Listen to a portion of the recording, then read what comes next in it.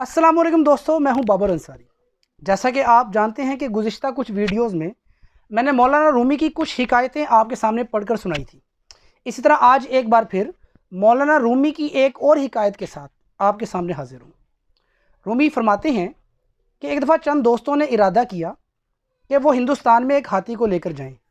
उस ज़माने में हिंदुस्तान वालों ने हाथी नहीं देखा हुआ था, तो जैसे ही वो दोस्त हाथी को हिंदुस्तान लेकर आए तो उन्होंने उस हाथी को एक स्याह कमरे में बंद कर दिया, तारीक कमरे में बंद कर दिया जिसमें अंधेरा था। हाथ को हाथ सुझाई ना देता था। लोगों ने कहा कि हमने वो हाथी देखना है, तो उस अंधेरे और तारीकी में वो लोग हाथी को देखने गए।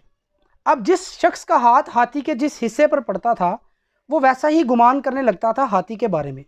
जैसा कि जिसका हाथ उसके कान पर पड़ा उसने समझा कि हाथी शायद किसी पंखे की तरह है, जिसका हाथ उसकी पीठ पर पड़ा उसने समझा कि शायद ये हाथी किसी तख्ते की तरह है। इसी तरह जिसका हाथ उसकी टांगों पर पड़ा उसने समझा कि ये सतून की तरह की कोई चीज़ है, और इसी तरह जिसका हाथ उसकी सूंड पर पड़ा उसने समझा कि ये नलवे की तरह की कोई चीज़ है।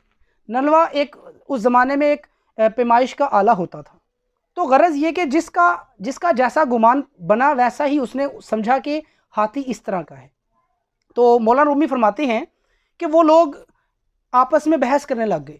वो समझ रहे थे कि हाथी इस तरह का है, दूसरा कहता कि नहीं हाथी इस तरह का है। इस तरह उनके दरमियान इख्तलाफ पैदा होना शुरू हो गया। तो मौलाना रूमी इस हिकायत से बड़ा अच्छा सबक देते हैं।